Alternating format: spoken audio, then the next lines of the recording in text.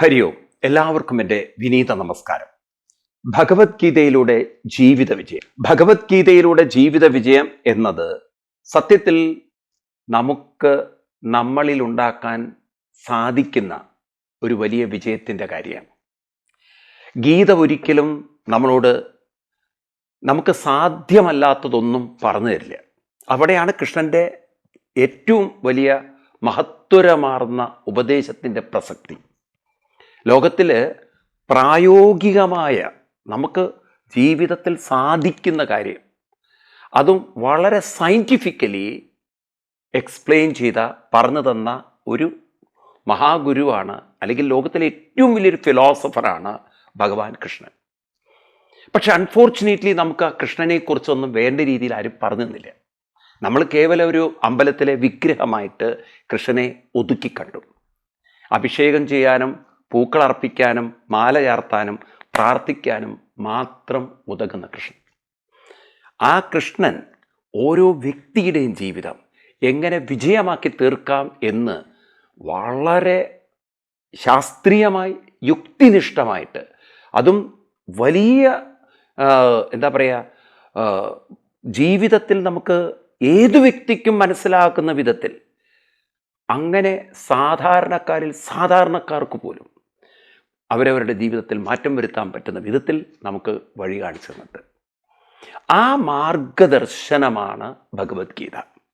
അല്ലാതെ ഗീത എന്ന് പറയുന്നത് നിങ്ങൾ വിചാരിക്കരുത് ഒരു അർജുനന് മാത്രം ഉപദേശമാണ്. നമ്മൾ കഴിഞ്ഞ ക്ലാസ്സിലൊക്കെ കണ്ടു. അത് ആർക്കും അസാധ്യമായതല്ല ഗീത. ഇതിന് ജാതി മത സ്ത്രീ പുരുഷ വ്യത്യാസങ്ങളൊന്നുമില്ല. ഇത് സ്കൂളിൽ പഠിക്കുന്ന കുട്ടികൾക്കോ അല്ലെങ്കിൽ കോളേജിലുള്ള പഠിക്കുന്ന പിള്ളേർക്കോ മാത്രം ഉള്ളതല്ല. ഇത് എല്ലാവർക്കും, എല്ലാ മേഖലയിലുള്ളവർക്കും ഈ ഭഗവത്ഗീത ഇന്ന് ആവശ്യമാണ്. കാരണം ജീവിതത്തിൽ വിജയിക്കുക എന്നത് നമുക്കെല്ലാവർക്കും വേണ്ടാണ്. ഈ വിജയം എന്ന് പറയുന്നത് നമ്മൾ സാധാരണ വിജയം എന്നുള്ള വാക്ക് കേട്ട പോലെയല്ല ഈ വിജയം. സാധാരണ നമ്മൾ വിജയം എന്ന് പറയുന്നത് ഒരു മത്സരത്തിൽ വരുന്ന വിജയമാണ്. പരീക്ഷയിൽ വിജയിക്കുക, ജോലി അപ്ലൈ ചെയ്തതിൽ വിജയിക്കുക, ഇൻ്റർവ്യൂവിൽ വിജയിക്കുക, ഇതൊക്കെയാണ് നമ്മൾ സാധാരണ വിജയം എന്ന് പറയുന്നത്. ഇവിടുത്തെ വിജയം എന്ന് പറയുന്നത് ദുഃഖത്തിൽ നിന്നുള്ള വിജയം, ദൗർബല്യങ്ങളിൽ നിന്നുള്ള വിജയം, മനോബലമില്ലായ്മയിൽ നിന്നും മനഃശക്തിയിലേക്കുള്ള വിജയം, ആർജവത്തിലേക്ക്, ഓജസ്സിലേക്ക്, കരുത്തിലേക്ക്, ധൈര്യത്തിലേക്ക്. ആർക്കാണ് വേണ്ടാത്തത്? ആർക്കാണ് വേണ്ടാത്തത്? അപ്പം നമ്മുടെ ഉള്ളിൽ സംഭവിക്കേണ്ട ഒരു വിജയമാണ്. അപ്പം ആ ഉള്ളിൽ ആ വിജയം സംഭവിക്കണമെങ്കിൽ നമുക്ക് ആ മനസ്സിനെ പാകപ്പെടുത്തിയെടുക്കണം. കാരണം ദുർബല മനസ്സിനെ കരുത്തുള്ള മനസ്സാക്കി തീർക്കണമെങ്കിൽ അത് താനേ ആവില്ല. അതുപോലെ എല്ലാവിധ വിഷമങ്ങളും വേദനകളും വിഷാദങ്ങളും പ്രയാസങ്ങളും നിറഞ്ഞിരിക്കുന്ന ഒരു മനസ്സിനെ വിജയത്തിലേക്ക് എത്തിക്കണമെങ്കിൽ അതിനെ പാകപ്പെടുത്തേണ്ടതുണ്ട്.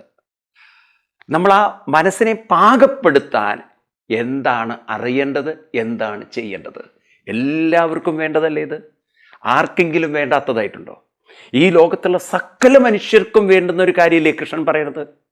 മനുഷ്യൻ ആർത്തി കൊണ്ടും സ്വാർത്ഥത കൊണ്ടും മത്സരം കൊണ്ടും കാമദ്വേഷം ഒക്കെ കൊണ്ട് മനുഷ്യൻ്റെ ജീവിതം അവൻ അഴിച്ചുവിടുമ്പോൾ കുറേ കഴിഞ്ഞിട്ട് അവന് കിട്ടുന്നത് വളരെ ദുർബലമായ മനസ്സാണ്.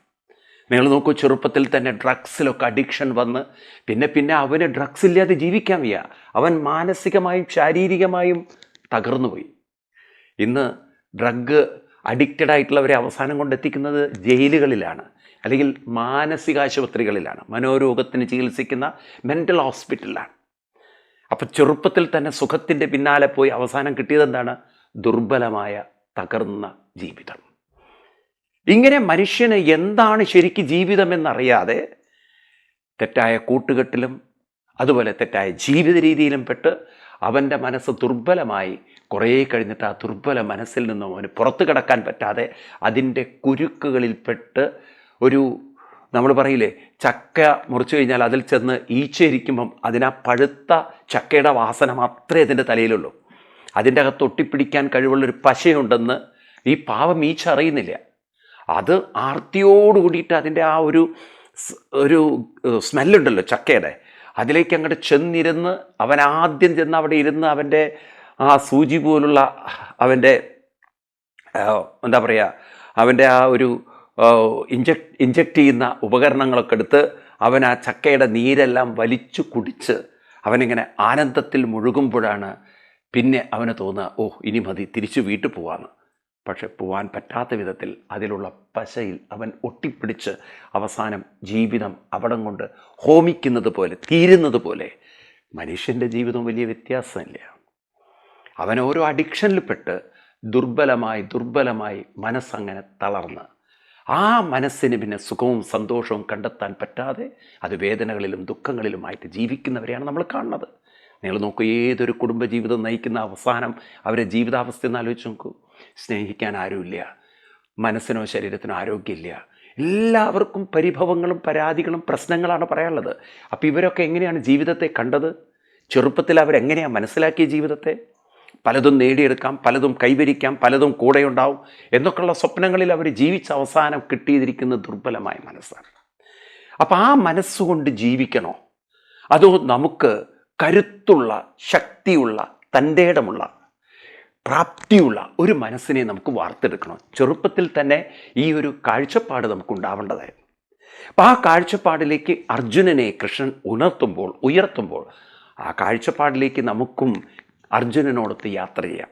അതുകൊണ്ടാണ് ഗീത അർജുനൻ എന്ന് പറയുന്ന ഒരു വ്യക്തിക്ക് കൊടുത്ത ഒരു ഉപദേശമായി നമ്മൾ കാണരുതെന്ന് പറയുന്നത്. നമ്മളൊക്കെയാണ് അർജുനന്മാർ. കുരുക്ഷേത്ര ഭൂമിയിലുള്ള അർജുനൻ അതിൻ്റെ ഒരു പ്രതീകം മാത്രമാണ്. നമ്മളാകുന്ന അർജുനനെ പ്രതിനിധീകരിക്കുന്ന ഒരു അർജുനനാണ് പാണ്ഡവന്മാരിൽ മൂന്നാമത്തവനായ അർജുനൻ. വാസ്തവത്തിൽ നമ്മളാണ് അർജുനന്മാർ. അപ്പം നമ്മളൊക്കെ ഇന്ന് ആ ഒരു ഡയലമയിലാണ്. അതായത് നമുക്കൊക്കെ ജീവിതത്തിൽ, എല്ലാവർക്കും ജീവിതത്തിൽ മനസ്സിന് സന്തോഷവും ധൈര്യവും ശക്തിയും മരിക്കുന്നത് വരെ. ആരും പറയാറില്ല എനിക്ക് 10 ദിവസത്തേക്ക് സന്തോഷം അനുഭവിച്ചാൽ പിന്നെ ദുരിതം അനുഭവിക്കാം. ഏത് കള്ളു കുടിക്കുന്നവനും ഡ്രഗ് അടിക്കുന്നവനും ഏത് തരത്തിലുള്ള തോന്നിവാസം ചെയ്യുന്നവനും അവനൊക്കെ എന്താണ് വിചാരിക്കുന്നത്? ഓ, ആജീവനാന്തം എനിക്ക് സുഖത്തിൽ ജീവിക്കാം, സന്തോഷത്തിൽ ജീവിക്കാം എന്നാണ്. പക്ഷേ ഇവൻ അറിയുന്നില്ല, ഇവൻ്റെ മനസ്സ് ഇവൻ പോകുന്ന സുഖത്തിൽ അങ്ങനെ രമിച്ച് ഇവനെ അങ്ങനെ ദുർബലമാക്കി ഇവനെ തളർത്തുന്നത് ഇവനൊരിക്കലും അറിയുന്നില്ല.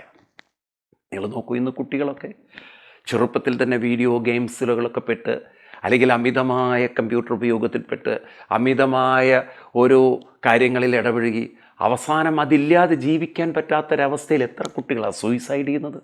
എത്ര കുട്ടികളാണ് വീട്ടിൽ നിന്ന് ഇറങ്ങിപ്പോകുന്നത്?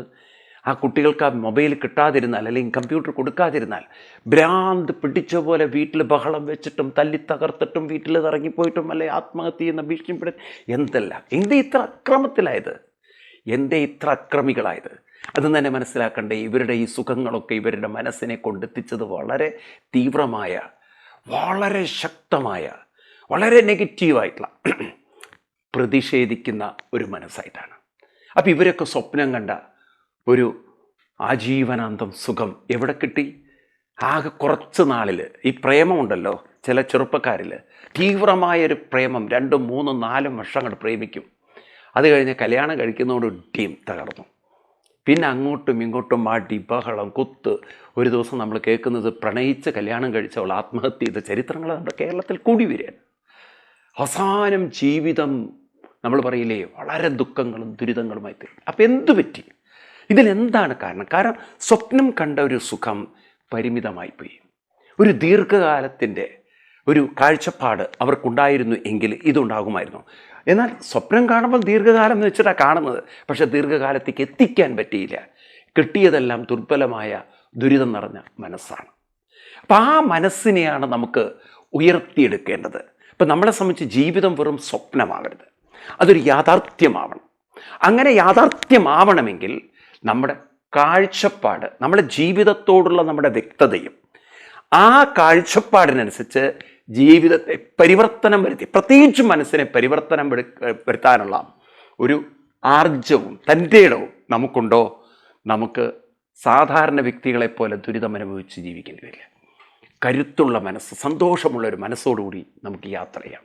അപ്പം അതിന് നമ്മളെ പാകപ്പെടുത്തുകയാണ് ഭഗവാൻ കൃഷ്ണൻ. എന്താണ് കൃഷ്ണൻ തരുന്നതെന്ന് ചോദിച്ചു കഴിഞ്ഞാൽ, ഒന്ന് ദീർഘകാലത്തേക്കുള്ള, മരിക്കുന്നത് വരെ മനസ്സിന് ശക്തിയും ധൈര്യവും കണ്ടെത്താനുള്ള ഒരു മാർഗം, യഥാർത്ഥ വഴി. അത് നമുക്ക് കൃഷ്ണൻ കാണിച്ചു തരുന്നു. അപ്പം മാർഗം എന്ന് പറഞ്ഞാൽ അതിൽ രണ്ട് കാര്യമുണ്ട്. ഒന്ന്, എങ്ങനെയാണ് അങ്ങനെ ശക്തമായ സന്തോഷം നിറഞ്ഞൊരു മനസ്സിനെ നമുക്ക് കൈവരിക്കാൻ സാധിക്കുക എന്നതിനെക്കുറിച്ചുള്ള വ്യക്തമായ അറിവ്, നമ്മുടെ കാഴ്ചപ്പാട്, വിഷൻ. രണ്ടാമത്തത്, അതെങ്ങനെ നമുക്ക് സാധ്യമാവും, അത് നമുക്ക് കൈവരിക്കാൻ സാധിക്കുമെന്ന മിഷൻ. വിഷനും മിഷനും ഈ രണ്ടും ചേർന്നതാണ് ഗീതയുടെ ദർശനം. അപ്പം ഇവിടെ നാം എത്തി നിൽക്കുന്നത് 5-ാമത്തെ അധ്യായത്തിലാണ്. അപ്പോൾ 5-ാമത്തെ തുടങ്ങുന്നത് തന്നെ അർജുനൻ്റെ ഒരു ചോദ്യത്തോടു കൂടിയിട്ടാണ്.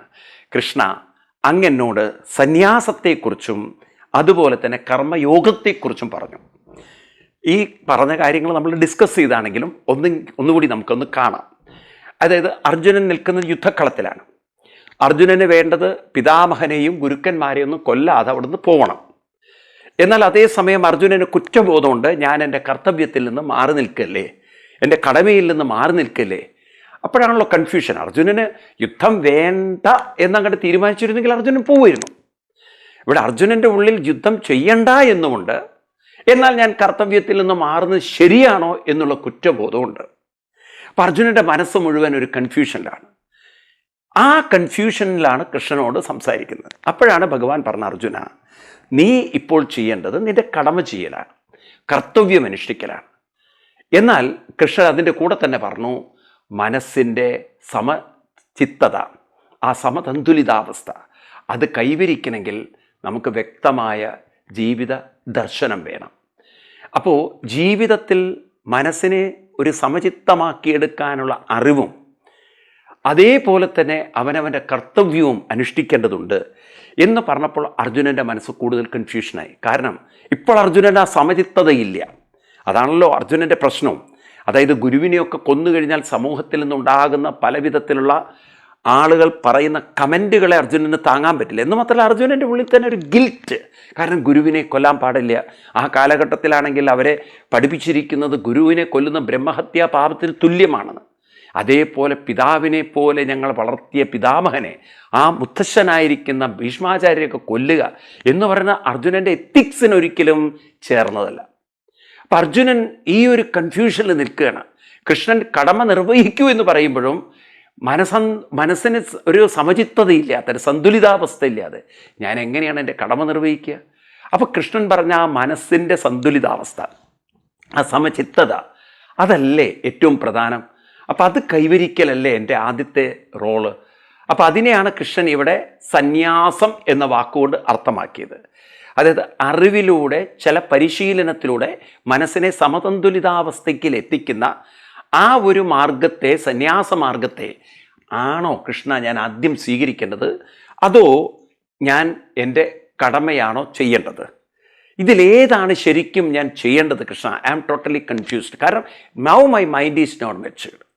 പക്ഷേ എനിക്കറിയാം, ഞാൻ എൻ്റെ മനസ്സ് മെച്ചുവേർഡല്ലാതെ ഒരു കാര്യം ചെയ്തു കഴിഞ്ഞാൽ അപ്പം എൻ്റെ മനസ്സിലുണ്ടാകുന്ന കുറ്റബോധങ്ങളും വിഷമങ്ങളും എന്നെ വല്ലാതെ വേട്ടയാടുമ്പോൾ ആ ദുരിതത്തിൽ നിന്ന് എനിക്ക് പുറത്തു കിടക്കാൻ പറ്റാതെ വന്നാൽ ഞാൻ സമൂഹത്തിൻ്റെ മുന്നിൽ വലിയൊരു കാര്യം ചെയ്തിട്ട് അവസാനം ജീവിതം മുഴുവൻ ദുരിതപൂർണമാക്കി എന്നുള്ളതായിരിക്കും എനിക്ക് കിട്ടാൻ പോകുന്ന റിസൾട്ട്. അപ്പം ഇവിടെയാണ് നമ്മൾ സമൂഹത്തിലേക്ക് ഈ ഒരു അറിവിനെ നമ്മൾ മനസ്സിലാക്കേണ്ടത്. അപ്പം നമ്മളെപ്പോലുള്ള ആളുകൾക്ക് ഇതെങ്ങനെയാണ് നമ്മൾ ഗ്രഹിച്ചെടുക്കേണ്ടത്? അർജുനൻ്റെ കാര്യത്തിൽ നമുക്ക് മനസ്സിലായി, യുദ്ധക്കളത്തിൽ അർജുനൻ ചെയ്യേണ്ട യുദ്ധമാണ്. അപ്പം നമ്മളെ സംബന്ധിച്ച് ഇക്കാര്യത്തിൽ എന്താണ് നാം മനസ്സിലാക്കേണ്ടത്? ഇന്ന് എല്ലാവർക്കും അറിയാം, ജീവിതത്തിൽ എല്ലാവരും ജീവിക്കുന്നുവെങ്കിലും നാം പലപ്പോഴും നമ്മുടെ മനസ്സിനെ ശ്രദ്ധിക്കാതെ ജീവിക്കുന്നത് കൊണ്ട് പലപ്പോഴും നമ്മൾ നല്ല നല്ല കാര്യങ്ങൾ ചെയ്ത് ജീവിക്കുമ്പോൾ അവസാനം നമുക്ക് കിട്ടുന്നത് വളരെയധികം മനോവിഷമങ്ങളും വേദനകളും ദുഃഖങ്ങളും നിറഞ്ഞ മനസ്സാണ്. നിങ്ങൾ നോക്കൂ, ഇന്നത്തെ കാലഘട്ടത്തിലെ ആളുകളുടെ ജീവിതം. പഠിക്കുന്നു കുട്ടികൾ, ഞാൻ അതിനെക്കുറിച്ച് കൂടുതൽ ഡീറ്റെയിൽ ആയിട്ട് പറയുന്നില്ല, എന്നാലും ഒരു ജനറലായിട്ട് പറയുകയാണ്. അതായത് പഠിക്കുന്ന കുട്ടികൾ, ആ കുട്ടികൾ എങ്ങനെയെങ്കിലുമൊക്കെ പഠിച്ചൊരു ജോലി നേടിക്കഴിഞ്ഞാൽ പിന്നെ അത്യാവശ്യമൊക്കെ പണം വരാൻ തുടങ്ങി. 10-27 വയസ്സായി കഴിഞ്ഞാൽ കല്യാണത്തിനെക്കുറിച്ച് ആലോചിച്ചു. ഒരു കല്യാണമൊക്കെ വീട്ടുകാർ ജാതകം നോക്കി, ജാതകം നോക്കാതെ അല്ലെങ്കിൽ പ്രേമിച്ചൊക്കെ വിവാഹം കഴിച്ചു. ഈ വിവാഹം കഴിച്ചു കഴിഞ്ഞ് പിന്നെ കുഞ്ഞുങ്ങളായി അതിനെ വളർത്തി. നിങ്ങൾ നോക്കൂ, ഒരു ആഫ്റ്റർ റിട്ടയർമെൻ്റ് ഒക്കെ ആവുമ്പോഴേക്കും അതിലെത്ര ശതമാനം ആളുകൾ ശരിക്കും സംതൃപ്തരാണെന്ന്. ഇപ്പോഴത്തെ തലമുറയിൽ നിങ്ങൾ നോക്കിയാൽ കാണാൻ സാധിക്കുന്നത് ആർക്കും ഒന്നിനും സമയമില്ല. പണ്ടാരോ ഒരു പറഞ്ഞതുപോലെ പഴയ കാലത്തൊക്കെ കുട്ടികളുടെ ഇടയിൽ നല്ലൊരു ടീം സ്പിരിറ്റ്, ഒരു സോഷ്യൽ കണക്ഷൻ ഉണ്ടായിരുന്നു. ഇപ്പോഴത് കുറഞ്ഞുപോയി. കമ്പ്യൂട്ടർ മൊബൈലൊക്കെ വന്നതിന് ശേഷം കോവിഡ് ആണെങ്കിൽ തീർത്തും അതൊക്കെ എടുത്ത് കളഞ്ഞു. അപ്പം ഇന്നിപ്പോൾ സോഷ്യൽ ഡിസ്റ്റൻസിങ്ങിൻ്റെ കാലമല്ലേ. പക്ഷെ തിരിച്ചു വരുന്നുണ്ടെങ്കിലും അപ്പം അന്നത്തെ കാലത്ത് വൈകുന്നേരം സ്കൂളൊക്കെ വിട്ട് കഴിഞ്ഞാൽ അങ്ങനെ കുട്ടികളങ്ങനെ ഒന്നിച്ച് കളിച്ച് രസിച്ച് അങ്ങനെ ടൈം പോകുന്ന അറിയില്ല. പിന്നെ വീട്ടുകാർ അമ്മയൊക്കെ വിളിക്കണം, ദേ സമയമായി സന്ധ്യയായി വന്ന് കുളിക്കറ, എന്നിട്ട് നീ നാമം ജപിച്ച് പോയി പഠിക്കാനുള്ളത് നോക്കുന്നൊക്കെ പറഞ്ഞാൽ ബഹളം വെക്കണം. അപ്പം അങ്ങനെ ഒരു രസത്തിൻ്റെ ഒരു സന്തോഷത്തിൻ്റെ ഒരു ഓളത്തിൽ അങ്ങനെ ജീവിതം പോയിക്കൊണ്ടിരുന്നു. അന്നൊരു പന്ത് കിട്ടാൻ വലിയ വിഷമായിരുന്നു. കാരണം സാമ്പത്തികമായിട്ട് എല്ലാവരും ഒന്നും അത്ര റിച്ച് അല്ല. അപ്പോൾ എല്ലാവരും പിരിവൊക്കെ എടുത്തിട്ട് പന്ത് വാങ്ങിക്കുക, എന്നിട്ട് ഫുട്ബോൾ കളിക്കുക, അല്ലെങ്കിൽ വോളിബോൾ കളിക്കുക, അല്ലെങ്കിൽ എന്തെങ്കിലുമൊക്കെ കളിക്കുക. അങ്ങനെയൊക്കെ ഒരു ടീം സ്പിരിറ്റിൽ ഫുട്ബോൾ വാങ്ങിക്കുന്നവർ, ക്രിക്കറ്റ് സ്റ്റമ്പും ബോളും വാങ്ങിക്കുന്നവർ, അല്ലെങ്കിൽ ഷട്ടിലും കൊക്കും മേടിക്കുന്നവർ, ഇങ്ങനെയൊക്കെ അവർ പലതരത്തിലുള്ള കാര്യങ്ങൾ, അല്ലെങ്കിൽ പണം ചെലവഴിച്ചിട്ട് വേറെ എന്തെങ്കിലുമൊക്കെ പരിപാടികൾ കുട്ടികളുടെ ഇടയിൽ ഒരു ടീം സ്പിരിറ്റായിട്ട് അവർ ചെയ്യുന്നു. ഇന്നിപ്പോൾ നോക്കൂ, നിങ്ങൾ ഇപ്പോഴത്തെ കുട്ടികൾക്ക് 1, 2, 3 ബോൾ മേടിക്കാനുള്ള പൈസ കയ്യിൽ കുട്ടികളുടെ കയ്യിലുണ്ടോ? പണത്തിന് ക്ഷാമം. അച്ഛൻ്റെ കയ്യിൽ നിന്നും അമ്മയുടെ കയ്യിൽ നിന്നൊക്കെ അവർക്ക് 500, 1000-ൻ്റെയൊക്കെ നോട്ട്, അല്ലെങ്കിൽ 2000-ൻ്റെയൊക്കെ നോട്ട് കിട്ടുകയാണെന്ന്. അപ്പോൾ പണത്തിന് ക്ഷാമമില്ല. പക്ഷേ അന്നത്തെ പോലെ ഒരു ടീമിന് ക്ഷാമമുണ്ട്. ഇപ്പം ചെറുപ്പക്കാരുടെ ഇടയിൽ പറയാണ്, പണ്ടൊക്കെ ബോൾ വാങ്ങിക്കാൻ ഒരു 5-10 പിള്ളേർ ഷെയർ ചെയ്യണം, എന്നാൽ ഒന്നിച്ചങ്ങനെ ഒരു രസത്തിൽ അങ്ങനെ കളിച്ചു. ഇന്നിപ്പം ബോൾ മേടിക്കാൻ ആരെയും പൈസ ആവശ്യമില്ല. പക്ഷെ ഇന്നിപ്പോൾ കൂട്ടുകാരെ കിട്ടാൻ പാടാണ്. എന്നാൽ ഇന്ന് കൂട്ടുകാരെ ചെറുപ്പക്കാർക്ക് കിട്ടണമെങ്കിൽ അവർക്കൊരു കുപ്പി കയ്യിലുണ്ടെങ്കിൽ 1000 കൂട്ടുകാരാണ്. നോക്കൂ നിങ്ങൾ, കാലം മാറിയ പോക്ക്. അപ്പം ഈ തരത്തിൽ മനുഷ്യജീവിതം വളരെയധികം വ്യത്യസ്തമായിപ്പോയി. അതുകൊണ്ടോ അവരവരുടെ ലോകത്തിലേക്ക് മനുഷ്യൻ ചുരുങ്ങി, അവനവൻ്റെ സ്വാർത്ഥ സുഖങ്ങളിലേക്ക് മനുഷ്യൻ മുഴുകി. ഇന്ന് നമ്മൾ കാണുന്നത് ആ ഒരു ഏകാന്തതയിൽ ജീവിക്കേണ്ട ഒരു അവസ്ഥയിലേക്ക് മനുഷ്യൻ വളർന്നുകൊണ്ടിരിക്കുകയാണ്. ഇപ്പോൾ ഒരു 10-60 വയസ്സായി കഴിഞ്ഞ് കഴിഞ്ഞാൽ എന്തിനൊക്കെ വേണ്ടിയാണ് ജീവിച്ചത് അതൊന്നുമില്ല. ഇപ്പോൾ ആരും ഒന്നും ചോദിക്കാനില്ല, ആരൊന്നും മിണ്ടാനില്ല, ഞാനായി എൻ്റെ ലോകത്തിൽ അങ്ങനെ ജീവിക്കുകയാണ് എന്ന് പറയുന്ന, ജീവിതത്തോട് മുഴുവൻ നിരാശയും വിഷാദവും വിഷമവും വേദനയും വന്ന് അതിങ്ങനെ അയവിറക്കി ഒന്നുമില്ല, ആരുമില്ല എന്നുള്ളൊരു ചിന്തയിലേക്ക് മനുഷ്യൻ വളരെയധികം ദുർബലമായി വീണു പോകുന്നത് നമ്മൾ കാണുന്നു. നിങ്ങൾ പറയും, ഇതാണോ ജീവിതം? ഇതിനു വേണ്ടിയിട്ടാണോ അവർ ജീവിച്ചത്? അപ്പം അതുകൊണ്ട് നമ്മളൊക്കെ പറയും മരണം വരെ, അങ്ങനെ മരണാനന്തരം ഒരു സ്വർഗമുണ്ടോ ഇല്ലയോ എന്നുള്ളതല്ല നമ്മുടെ വിഷയം. മരണാനന്തരത്തിലുള്ള സ്വർഗത്തെക്കുറിച്ചല്ല ഹിന്ദുമതത്തിന് പറയാനുള്ളത്. മരിക്കുന്നത് വരെ നമുക്ക് മനസ്സിന് സന്തോഷവും ധൈര്യവും ശക്തിയും നിലനിർത്താൻ അതിന് എന്താണ് ചെയ്യേണ്ടതെന്ന് നമ്മൾ പഠിക്കേണ്ടതായിരുന്നില്ലേ? ആരെങ്കിലും ഒന്ന് പറഞ്ഞു തരേണ്ടതായിരുന്നില്ലേ? അതായിരിക്കാം അർജുനനെ അലട്ടുന്നത്. അപ്പം ഇവിടെയാണ് നമുക്കും ചിന്തിക്കാനുള്ളത്. ഈ ജീവിതത്തിൽ നമുക്ക് ഒരിക്കലും നമ്മുടെ കർത്തവ്യങ്ങളും കടമകളും ചെയ്തു കഴിഞ്ഞ് ഒരു ദുർബലമായ മനസ്സാവരുത് നേടിയെടുക്കുന്നത്. ഒരു ശക്തിയുള്ള, സന്തോഷമുള്ള, ധൈര്യമുള്ള ഒരു മനസ്സ് ആരുണ്ടായാലും ആരില്ലെങ്കിലും നമുക്ക് നമ്മുടെ മനസ്സിലേക്ക് നോക്കുമ്പോൾ ഒരു വിഷമവും വേദനയും കാണാൻ സാധിക്കരുത്. അപ്പം അതിന് ഞാൻ എന്ത് ചെയ്യണം? അർജുനനെ നിമിത്തീകരിച്ചുകൊണ്ട് കൃഷ്ണൻ നമുക്ക് ഈ ചോദ്യത്തിനുള്ള ഉത്തരം തരികയാണ്. അർജുനൻ ചോദിക്കുന്നത്, ആ ശ്ലോകം നമുക്ക് നോക്കാം. സന്യാസം കർമ്മണാം കൃഷ്ണ പുനർയോഗം ച സംസസി ശ്രേയേതയോരേകം തന്മേ ബ്രൂഹി സുനിശ്ചിതം. അങ്ങ് സന്യാസത്തെക്കുറിച്ച്, അത് സമചിത്തതയെക്കുറിച്ചും കർമ്മയോഗത്തെക്കുറിച്ചും അവനവൻ ചെയ്യുന്ന കടമയെക്കുറിച്ചും കർത്തവ്യത്തെക്കുറിച്ചും വളരെ എലാബറേറ്റ് ആയിട്ട് എനിക്ക് പറഞ്ഞൊന്നും സംശയമില്ല. പക്ഷേ ഒരു സമചിത്തമായ മനസ്സില്ലാതെ ഞാൻ എൻ്റെ കടമകളൊക്കെ ചെയ്തു കഴിഞ്ഞാൽ കുറ്റബോധം കൊണ്ടും വിഷമം കൊണ്ടും വേദന കൊണ്ടും ഞാൻ ആകെ തകർന്നു പോയാൽ പിന്നെ കൃഷ്ണ, ഞാൻ ഈ ചെയ്തിട്ട് എന്ത് കാര്യം? എൻ്റെ ഈ യുദ്ധമൊക്കെ എനിക്ക് തന്നത് അവസാനം കുറ്റബോധങ്ങളാണ്, വിഷമങ്ങളാണെങ്കിൽ ഞാൻ എന്ത് നേടി?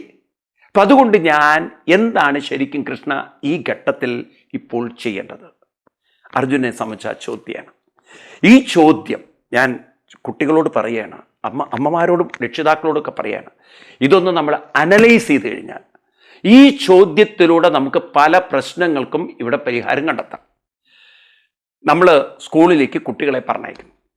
അവിടെ വെച്ച് അധ്യാപകർ പറയുന്നു ഈ കുട്ടി മാത്സിന് ശരിയല്ല, സയൻസിന് ശരിയല്ല, ഈ കുട്ടി അത്ര ബ്രെയിൻ ഡെവലപ്പ് ചെയ്തില്ല, ഹൈലി ഇൻ്റലിജൻ്റ് അല്ല എന്നൊക്കെ.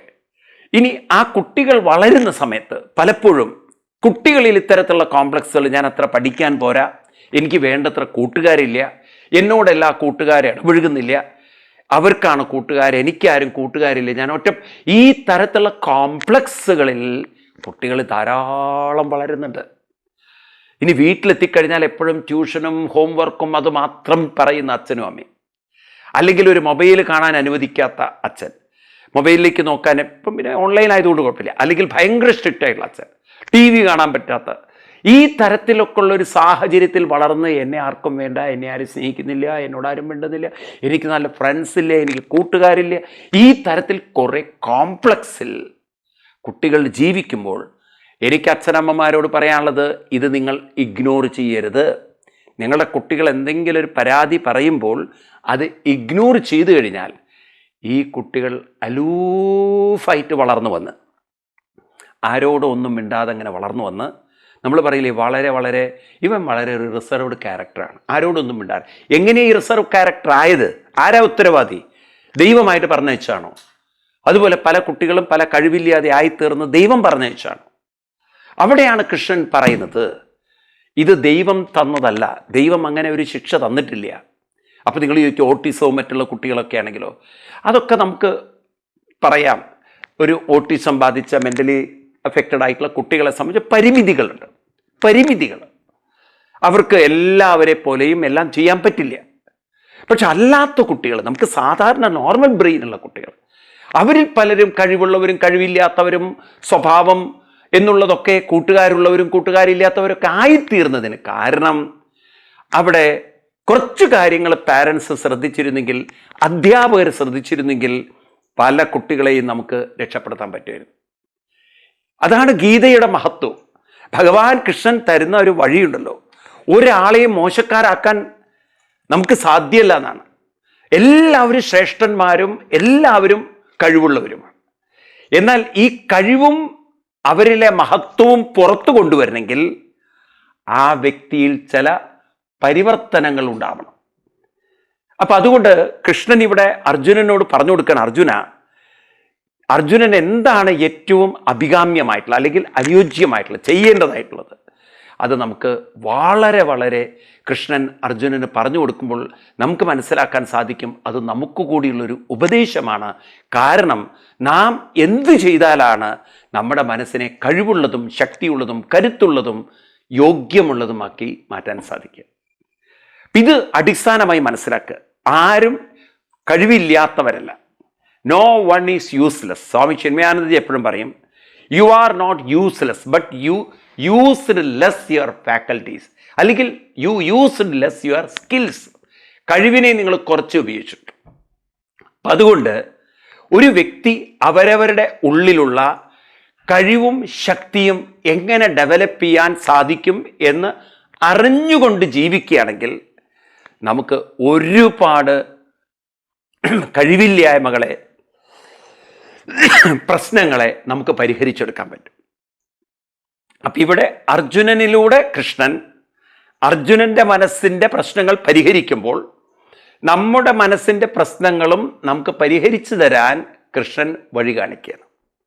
അപ്പം അതുകൊണ്ട് എനിക്ക് പാരൻസിനോട് പറയാനുള്ളത്, ഈ ഒരു വാക്ക് നിങ്ങൾ എപ്പോഴും ഓർത്തു വയ്ക്കുക, ആരും കഴിവില്ലാത്തവരല്ല. No one is useless. പിന്നെ എന്താ ഉണ്ടായിട്ടുള്ളത്? We used less the mind. നമ്മൾ ആ മൈൻഡിനെ കുറച്ച് ഉപയോഗിച്ചു. കൃഷ്ണൻ പറഞ്ഞിരുന്ന മാർഗത്തിലൂടെ നമ്മുടെ സമൂഹത്തെ നയിക്കാൻ പറ്റുകയാണെങ്കിൽ, കുട്ടികളെ വളർത്താൻ പറ്റുകയാണെങ്കിൽ, എല്ലാ കുട്ടികളും ഇവിടെ കഴിവുള്ളവരും പ്രാപ്തിയുള്ളവരും ആയിത്തീരും. ആലോചിച്ചു, നമ്മൾ ഈ ഒരു സത്യം മനസ്സിലാക്കുക. അപ്പോൾ കൃഷ്ണൻ അതിന് മറുപടി പറയുന്നത് നമുക്ക് ശ്രദ്ധിക്കാം. നമുക്ക് കൂടുതൽ അടുത്ത ക്ലാസ്സിൽ ഡീറ്റെയിൽ ആയിട്ട് പഠിക്കാം. ഏതായാലും എല്ലാവർക്കും നല്ല കഴിവുള്ള, നല്ല ശക്തിയുള്ള, കരുത്തുള്ള ഒരു മൈൻഡിനെ വാർത്തെടുക്കാൻ സാധിക്കും എന്ന കാര്യത്തിൽ സംശയമേ വേണ്ട. നമുക്ക് ഉത്തരം നോക്കാം. ശ്രീ ഭഗവാനുവാച സന്യാസകർമ്മയോഗശ്ച നിശ്രേയസകരാവുഭോ തയോസ്തു കർമ്മസന്യാസാൽ കർമ്മയോഗോ വിശിഷ്യതേ. സന്യാസ കർമ്മയോഗ, കർമ്മവും സന്യാസവും നിശ്രേയസകർ, രണ്ടും നിശ്രേയസിലേക്ക് നയിക്കുന്നതാണ്. ഇപ്പം സന്യാസം എന്ന് പറഞ്ഞു കഴിഞ്ഞാൽ നമ്മൾ പറഞ്ഞു സമചിത്തത കൈവരിച്ചുകൊണ്ടുള്ള ഒരു സാധനാ ജീവിത രീതി. രണ്ടാമത്തത് അവനവനിൽ നിക്ഷിപ്തമായ കർത്തവ്യങ്ങൾ അനുഷ്ഠിച്ചുകൊണ്ടുള്ള ഒരു ജീവിത രീതി. ഇത് രണ്ടും നിശ്രേയസ്, ഒരാൾക്ക് നിശ്രേയസ് ഉണ്ടാക്കും. എങ്കിലും അർജുന തയോസ്തു, ഇതിൽ രണ്ടിലും കർമ്മസന്യാസാത്, കർമ്മത്തെ സന്യസിക്കുന്ന സന്യാസ ജീവിതത്തെക്കാൾ കർമ്മയോഗോ വിശിഷ്യതേ, സർവശ്രേഷ്ഠമാണ് കർമ്മയോഗം. അപ്പം അർജുനനോട് പറഞ്ഞു കൊടുക്കുകയാണ്, ഈ ശ്ലോകത്തിലൂടെ കൃഷ്ണൻ ഓർമ്മിപ്പിക്കുകയാണ്, നമ്മൾ നമ്മുടെ കഴിവുകളെ വളർത്തിയെടുക്കാതെ നമ്മൾ കേവലം ഒരു ബാഹ്യമായ സ്വപ്ന ജീവിതം കണ്ടതുകൊണ്ട് മാത്രം ഒരാളുടെ ജീവിതവും ശ്രേഷ്ഠമാവില്ല. വളരെ ശ്രദ്ധിക്കണം. അച്ഛനമ്മമാർക്കൊക്കെ സ്വപ്നങ്ങളുണ്ട് കുട്ടികളെക്കുറിച്ച്. അതുകൊണ്ടാണ് അവർ CBSE സിലബസിൽ കൊണ്ടു ചേർക്കുന്നത്, ICSE സിലബസിൽ കൊണ്ടു ചേർക്കുന്നത്, ഇന്നത്തെ ഏറ്റവും നല്ല സ്കൂളുകളിലൊക്കെ കൊണ്ടു ചേർക്കുന്നത്. അതാണെന്ന് നമ്മൾ പൊതുവെ കേരളത്തിൽ കാണുന്ന ട്രെൻഡ്. നല്ല സ്കൂളുകളിൽ കൊണ്ട് ആദ്യം തന്നെ അച്ഛനമ്മമാർ ഡിസ്കസ് ചെയ്യുന്ന ഒരു പോയിൻ്റ് അതാണ്, ഏതോ സ്കൂളിലാണ് കുട്ടിയെ ചേർക്കേണ്ടത്. ഞാനൊക്കെ ധാരാളം ഈ കാര്യത്തിൽ നേരിട്ടൊരു അനുഭവമുള്ള വ്യക്തിയാണ്. അതായത് ചിന്മയ മിഷനിൽ ഇരിക്കുന്ന സമയത്ത് ധാരാളം കോളുകൾ വരും, എൻ്റെ കുട്ടിയെ ചിന്മയിൽ അഡ്മിഷൻ, എൻ്റെ കുട്ടിയെ ചിന്മയിൽ അഡ്മിഷൻ. കാരണം ചിന്മയ മിഷനിലെ സ്കൂള് വളരെയധികം ഒരു അറിയപ്പെടുന്ന നല്ല വിദ്യാഭ്യാസം കൊടുക്കുന്ന സ്കൂളായതുകൊണ്ടും ഡിസിപ്ലിൻഡ് ആയതുകൊണ്ടൊക്കെ വളരെ ഡിമാൻഡാണ്. അപ്പോൾ ആയിരക്കണക്കിന് സ്കൂളുകളുണ്ടെങ്കിലും നല്ല സ്കൂളുകളിലേക്ക് കുട്ടികളെ പറയും. കാരണം അച്ഛനമ്മമാർക്കൊരു സ്വപ്നമുണ്ട്, എൻ്റെ കുട്ടി നല്ല വിദ്യാഭ്യാസമുള്ള കുട്ടിയെ തീരണം. പക്ഷേ ഈ അച്ഛനും അമ്മയും അറിയുന്നില്ല, എൻ്റെ കുട്ടിക്ക് നല്ല വിദ്യാഭ്യാസം ഉണ്ടാവണമെങ്കിൽ അവിടെ പറയുന്നത് ഗ്രാസ്പ് ചെയ്യാനുള്ള, അവിടെ പറയുന്നതൊക്കെ ഉൾക്കൊള്ളാനുള്ള ഒരു ബ്രെയിൻ പവർ, മൈൻഡ് പവർ എൻ്റെ കുട്ടിക്കുണ്ടോ? നമ്മളെപ്പോഴും അത് ചിന്തിക്കാറില്ല. അതുകൊണ്ട് ആ ഒരു തലത്തിൽ കൃഷ്ണൻ നമുക്ക് പറഞ്ഞു തരികയാണ് എങ്ങനെ നമുക്ക് ഒരു കഴിവും പ്രാപ്തിയുമുള്ള ഒരു മനസ്സിനെ നമുക്ക് ഡെവലപ്പ് ചെയ്തെടുക്കാൻ പറ്റും.